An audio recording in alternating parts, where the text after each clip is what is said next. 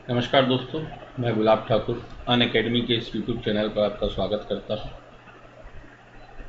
हम इन वीडियो श्रृंखला में देख रहे हैं भारतीय संविधान।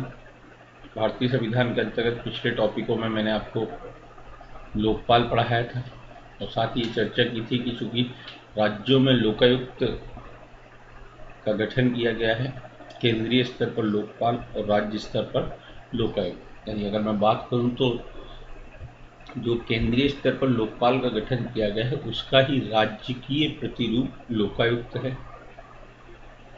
लोकायुक्त एक ऐसा संगठन है जो भ्रष्टाचार से संबंधित मामलों की जांच करता है। आज हम इसके संबंध में पढ़ेंगे।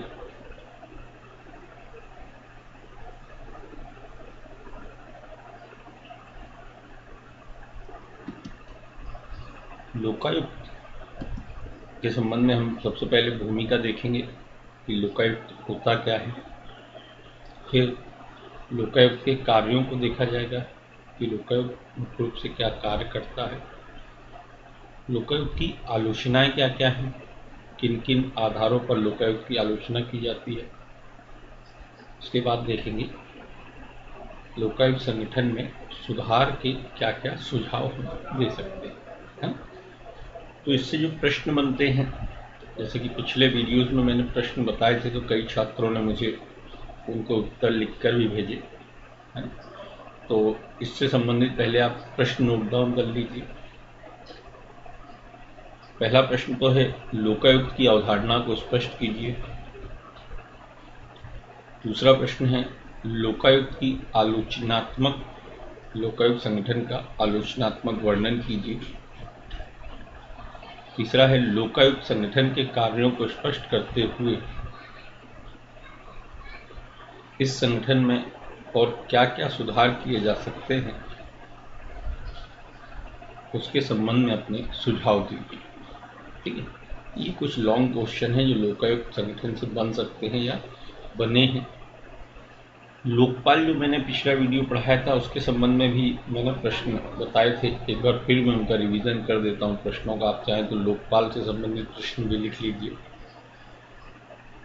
पहला प्रश्न है, लोकपाल संगठन का वर्णन करें।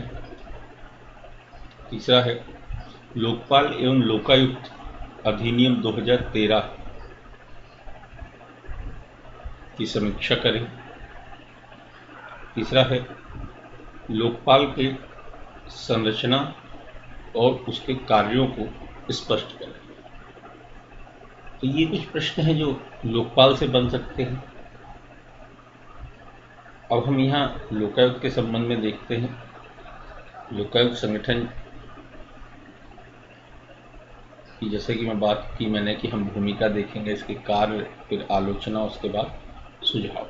ठीक है, तो सबसे पहले भूमिका में अगर मैं बात करूं तो राज्यों में लोकायुक्त संरचना केंद्रीय स्तर पर गठित की जाने वाली लोकपाल संस्था का राजकीय प्रतिरूप। ठीक है, और ये भी लोकपाल की तरह स्वीडन की जो संस्था है ओम्बुड्समैन, स्वीडन एक देश है, स्कैंडिनेवियाई कंट्री है स्वीडन, है ना, तो जो वहाँ की एक संस्था है ओम्बुड्समैन, उसके समान है, जिसे आम बोलचाल की भाषा में सरकार से जनता की रक्षा करने वाला वकील की संज्ञा दी जाती है। कि एक ऐसा वकील जो कि सरकार से जनता की रक्षा करता है। कैसे रक्षा करता है कि जो भी शासकीय पद हैं, शासकीय पदों पर बैठे हुए व्यक्ति जब भ्रष्टाचार करते हैं, गलत आचरण करते हैं आम जनता के साथ, तो इनके संबंध में जांच करने का जो कार्य है वो राज्य स्तर पर लोकायुक्त के द्वारा किया जाता है, केंद्रीय स्तर पर लोकपाल के द्वारा किया जाता है और राज्य स्तर पर लोकायुक्त के द्वारा ये कार्य किया जाता है। भारत में अगर बात करें तो भारत में प्रथम बार लोकायुक्त संगठन की नियुक्ति हेतु महाराष्ट्र सरकार ने अपने विधेयक पास किया। बिल सबसे पहले किस राज्य में पास किया गया, तो बिल इसके संबंध में सबसे पहले महाराष्ट्र राज्य में पास किया गया। किंतु पहली पहल यानी इसकी गठन की जो पहली पहल थी वो किसने की, उड़ीसा ने की। तो यहाँ दो प्रश्न बन सकते हैं कि भाई पहली बार विधेयक किसने पास किया और पहली बार गठन किस राज्य ने किया। ठीक है, तीसरा प्रश्न ये बन सकता है कि मध्य प्रदेश में इसका गठन कब किया गया। तो 14 फरवरी 1982, यानी जो वैलेंटाइन डे है 14 फरवरी को, उस दिन 1982 में इस संस्था की क्या की गई, स्थापना की गई। और पीवी दीक्षित प्रथम लोकायुक्त नायक है।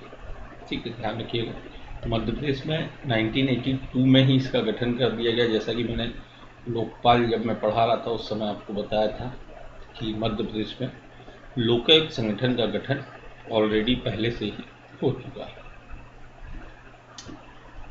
ये भूमिका थी। अब देखेंगे लोकायुक्त के कार्य क्या क्या हैं। तो सबसे प्रमुख कार्य भ्रष्टाचार के संबंध में जांच करना।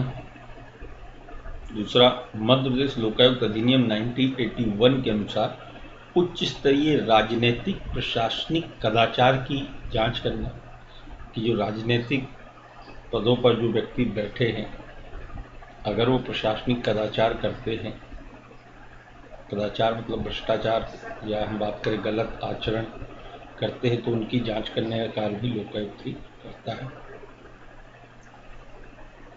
तीसरा है भ्रष्टाचार को रोकने के संबंध में सिटीजन चार्टर जारी करना। अभी सिटीजन चार्टर क्या होते हैं? तो सिटीजन चार्टर मतलब नागरिक घोषणा पत्र है। ये ऐसे घोषणा पत्र होते हैं जिसमें संगठन से संबंधित कार्यों की जानकारी दी जाती है। संगठन में किस कार्य को करने के लिए कौन व्यक्ति उत्तरदायी होगा, संगठन के कार्य करने की प्रकृति क्या है, संगठन में कार्य करने का समय क्या है, ये समस्त जानकारी इस सिटीजन चार्टर में दी जाती है। इसे क्या कहा जाता है? Citizen charter.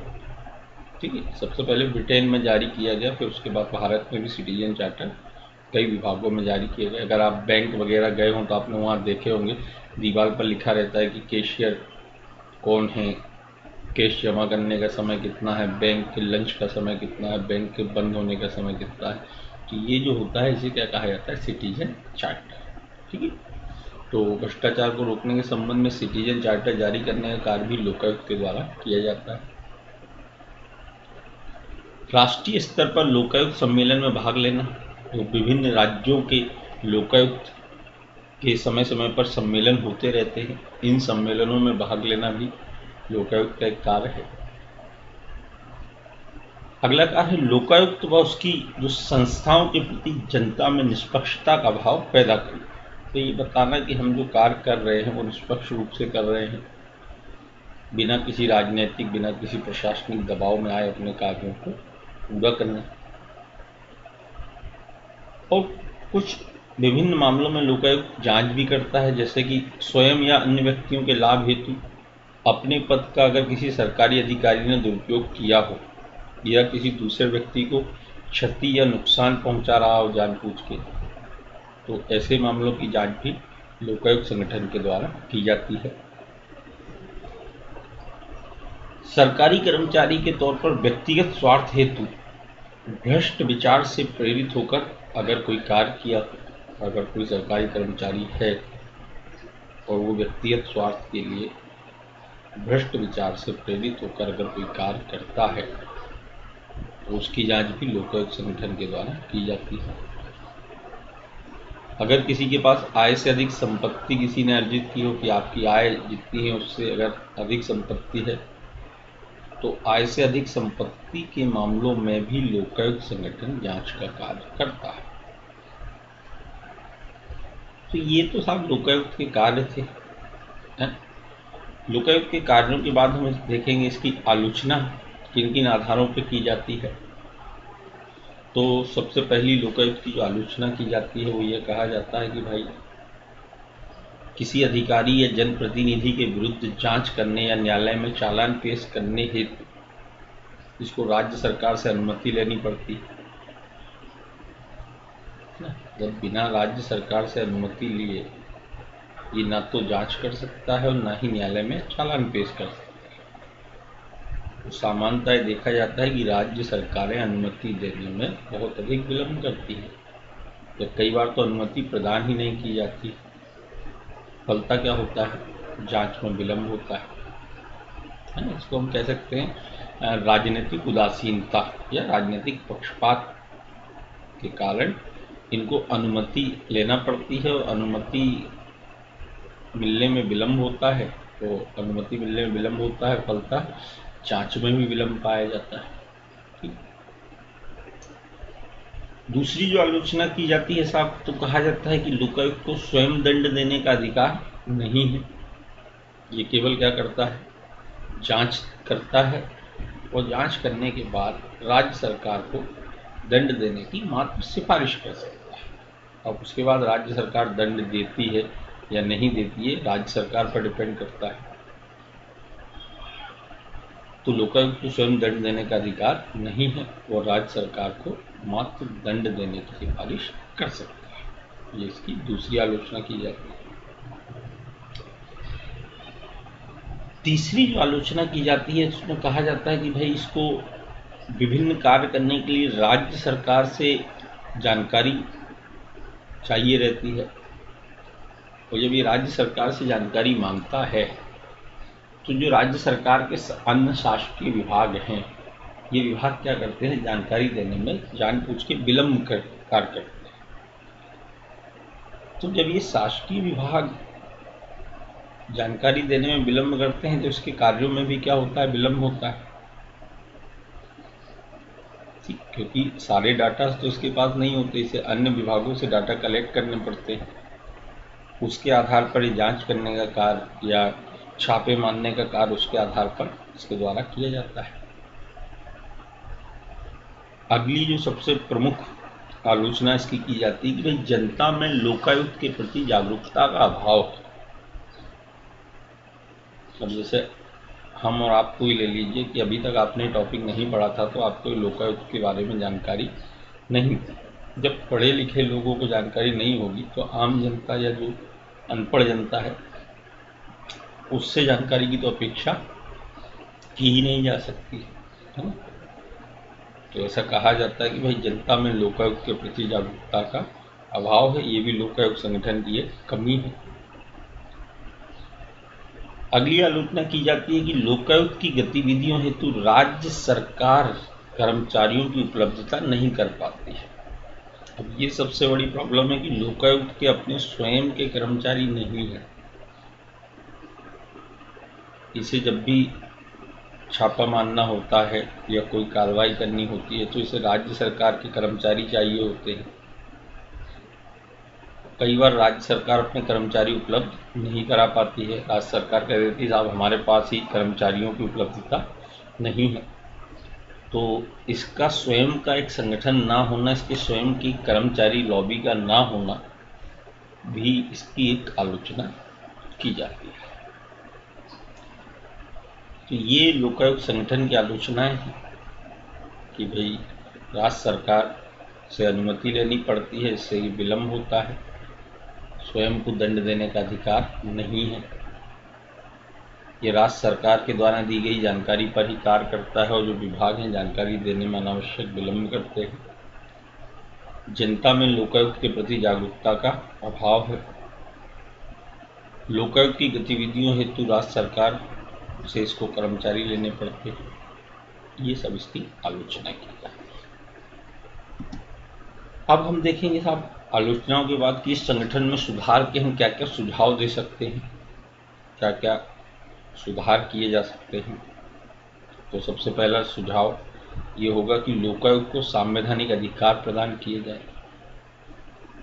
जैसे कि मैंने आपको स्पष्ट किया कि लोकायुक्त के संबंध में राज्य विधानसभा और केंद्रीय संसद में कानून पारित किया गया है, इसका संविधान में उल्लेख नहीं किया गया है, तो उसको संवैधानिक अधिकार प्राप्त नहीं है। क्योंकि संवैधानिक अधिकार इनको प्राप्त होंगे तो सभी राज्यों में समान अधिकार प्राप्त होंगे और शक्तियां इनको ज़्यादा मात्रा में प्राप्त होंगी। राज्य विधि द्वारा चूंकि इनका गठन किया गया है तो राज्य सरकार, किसी ने इनको कम अधिकार दिए हैं, किसी ने ज़्यादा अधिकार दिए हैं, या मैं बात करूँ तो किसी ने इनको बहुत ही न्यूनतम अधिकार दिए हुए हैं, केवल नाम मात्र के लिए इनका क्या कर लिया गया है, गठन कर लिया गया है। तो सबसे पहला सुझाव यही दिया जाता है कि भाई इनको संवैधानिक अधिकार प्रदान किए जाने चाहिए। जितने भी लोकायुक्त संगठन हैं इनको संविधान में सम्मिलित किया जाए और इनको कुछ संवैधानिक अधिकार शक्तियाँ प्रदान की जाए ताकि ये बेहतर तरीके से अपने कार्यों को कर सके। दूसरा जो सुझाव दिया जा सकता है साहब इसमें कि इसके अधिकार क्षेत्र में और अधिक वृद्धि की जाए। भाई अभी इसके अधिकार क्षेत्र में राज्य शासन के कर्मचारी आते हैं, उनके साथ साथ इसमें वकीलों को, पत्रकारों को भी क्या किया जाए, शामिल किया जाए। तो जो भी वकील हैं जो भ्रष्ट आचरण करते हैं, जो पत्रकार हैं जो भ्रष्ट आचरण करते हैं, उन वकीलों और पत्रकारों के भ्रष्ट आचरण की क्या की जा सके, जांच की जा सके। तो अगर हम वकीलों पत्रकारों को इसके अधिकार क्षेत्र में शामिल करेंगे तो इसके अधिकार क्षेत्र में वृद्धि होगी, साथ ही इसको और अधिक शक्तियां भी मिलेंगी। ये दूसरा सुझाव दिया जा सकता है। एक अन्य सुझाव हम ये भी दे सकते हैं कि भाई लोकायुक्त द्वारा जो भी सिफारिश की जाती है राज्य सरकार को, समय समय पर जो भी सिफारिश की जाती है भ्रष्टाचार संबंधी मामलों की, जब ये जांच करता है उसके बाद राज्य सरकार को सिफारिश करता है दंड देने की या केस चलाने की, तो जो भी इसके द्वारा सिफारिशें की जाएं, लोकायुक्त संगठन जो भी सिफारिश करे राज्य सरकार को, वो राज्य सरकार पर बाध्यकारी होनी चाहिए। अभी वो सिफारिशें कैसी होती हैं, स्वैच्छिक होती हैं, राज्य सरकार उनको माने या ना माने। पर ये जो सिफारिश लोकायुक्त कर रहा है राज्य सरकार को, ये सिफारिशें कैसी होनी चाहिए, बाध्यकारी होनी चाहिए। अगर सिफारिशें बाध्यकारी रहेंगी तो राज्य सरकार को अनिवार्य रूप से कदम उठाना पड़ेंगे। अगर राज्य सरकार अनिवार्य रूप से कदम उठाएगी तो भ्रष्टाचार संबंधी मामले में कमी आएगी, है। तो राज्य सरकार पर इसकी सिफारिशें कैसी हों, बाध्यकारी होनी चाहिए। एक अन्य सिफारिश ये भी की जा सकती है कि भाई लोकायुक्त के लिए अलग से कर्मचारियों की व्यवस्था होनी चाहिए। अभी जैसा कि मैंने बताया कि ये अन्य संगठनों पर निर्भर करता है कर्मचारियों के लिए।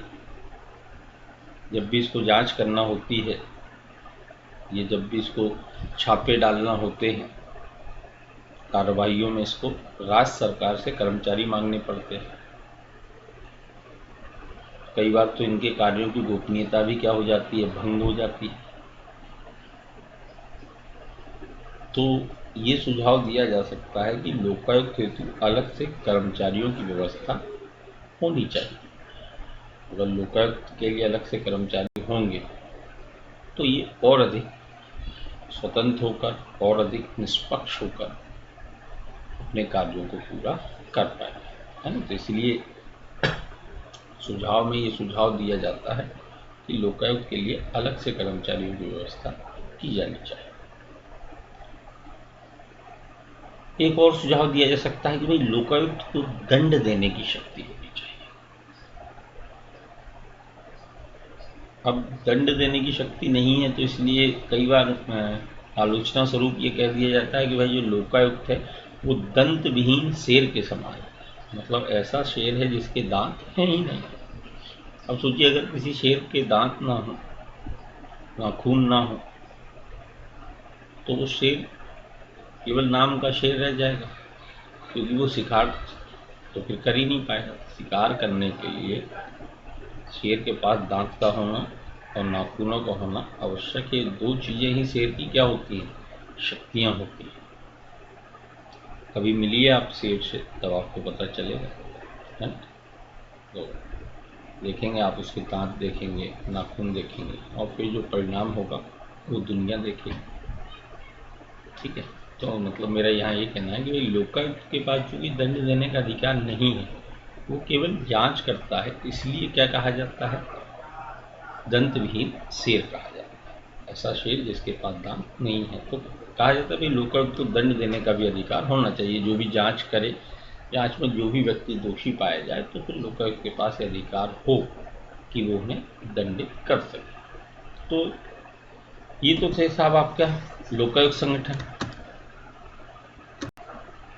जिसमें हमने लोकायुक्त की भूमिका देखी कि लोकायुक्त होता क्या है,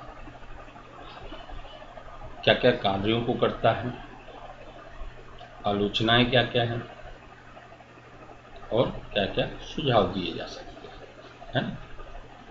एक बार शॉर्ट में आप फिर से इसका रिवीजन कर लीजिए।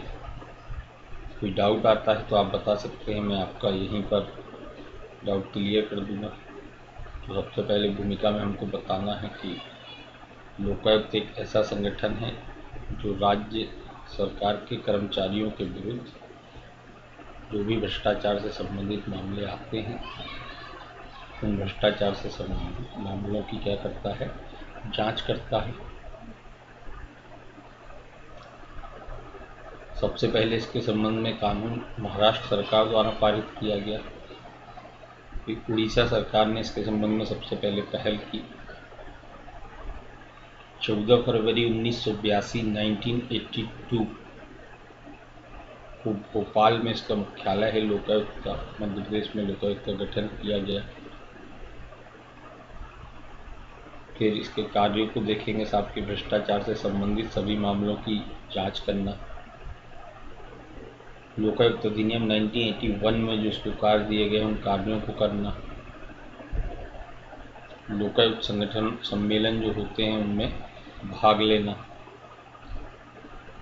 राज्य सरकार को सिफारिश करना, भ्रष्टाचार से संबंधित मामलों के संबंध में राज्य सरकार को सिफारिश करना।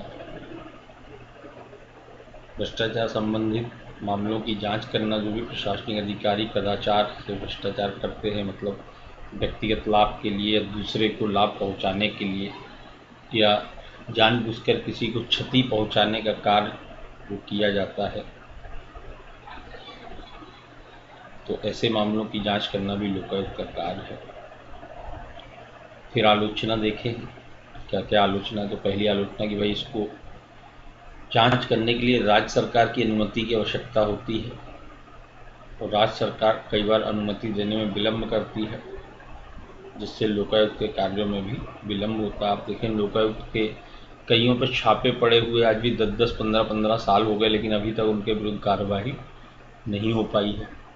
तो जब भी आप ऐसा कुछ आंसर राइटिंग करेंगे तो ऐसे एग्जाम्पल आपको वहाँ पर डालना है ना। ध्यान रखिएगा कि जो भी आपको रिसेंटली लोकायुक्त के छापे की जानकारी मिलती है न्यूज़पेपर या न्यूज़ चैनल्स के माध्यम से, तो आपको आपके आंसर में ऐसे छापों के बारे में लिख देना है कि भाई लोकायुक्त के द्वारा एक कार्रवाई की गई किंतु अभी तक कोई भी दंड नहीं दिया गया। तो इसमें कर सकते हैं कि राज्य सरकार की अनुमति के कारण लोकायुक्त के कार्यों में विलम्ब होता है।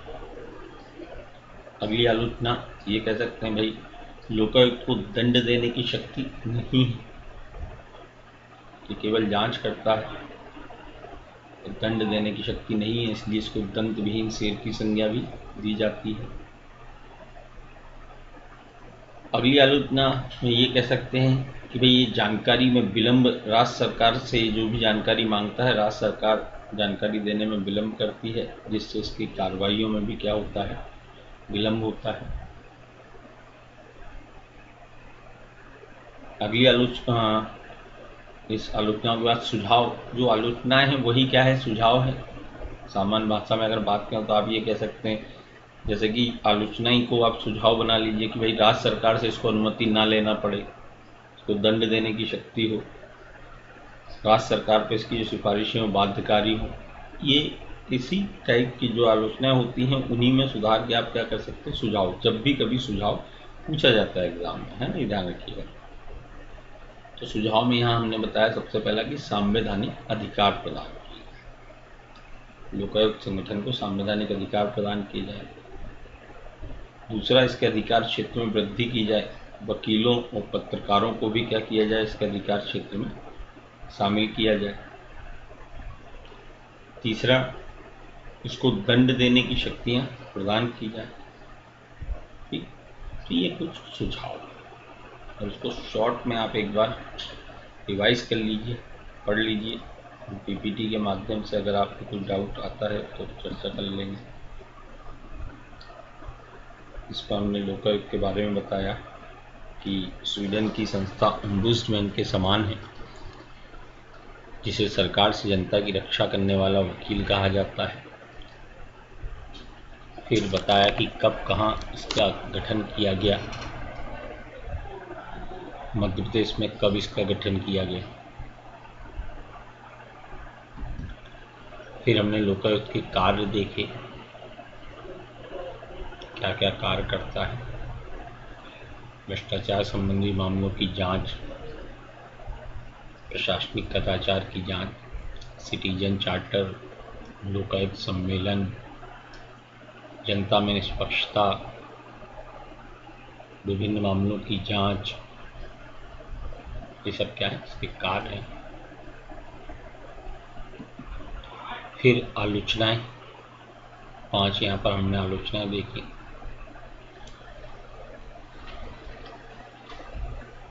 कि कार्य करने के लिए इसको राज्य सरकार से अनुमति लेनी पड़ती है, जिसके कारण विलंब होता है। दंड देने की शक्ति इसको नहीं है। सरकार के द्वारा जो भी जानकारी प्रदान की जाती है उस पर ये निर्भर करता है। लोगों में जागरूकता का अभाव है। राज्य सरकार कर्मचारी उपलब्ध नहीं करा पाती है।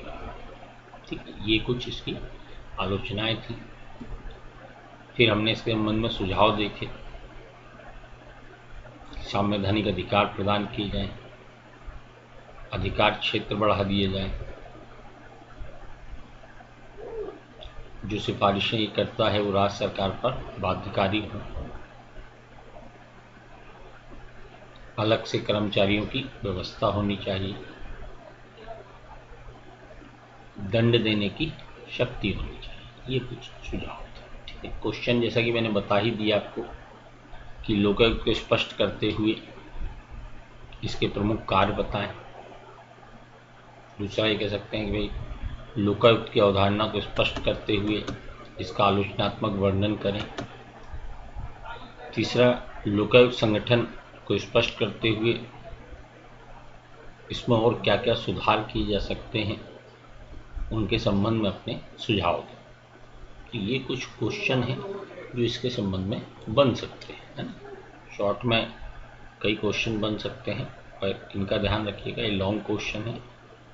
इनको आप नोट डाउन करें या राइट डाउन करें, और जो भी समस्याएं आती हैं उनके संबंध में हम एक लाइव चैट के माध्यम से उन समस्याओं के समाधान का प्रयास करेंगे। ठीक, तो आज के लिए इतना ही। इसके बाद के जो वीडियोस रहेंगे उन वीडियोस में केंद्र राज्य संबंधों के बारे में मैं चर्चा करूंगा। और हाँ, कई प्रश्न ऐसे आ रहे हैं मेरे पास कि सर आप पूरा पॉलिटी पढ़ाएंगे कि नहीं, तो हाँ, इसके माध्यम से मैं पूरा पॉलिटी पढ़ाऊंगा, है ना। अभी हम मुख्य परीक्षा का पढ़ रहे हैं, और मुख्य परीक्षा के बाद हम प्रारंभिक परीक्षा का भी पढ़ेंगे। प्रयास मेरा ये है कि मुख्य परीक्षा के साथ साथ आपका प्रारंभिक परीक्षा भी कवर होती जाए।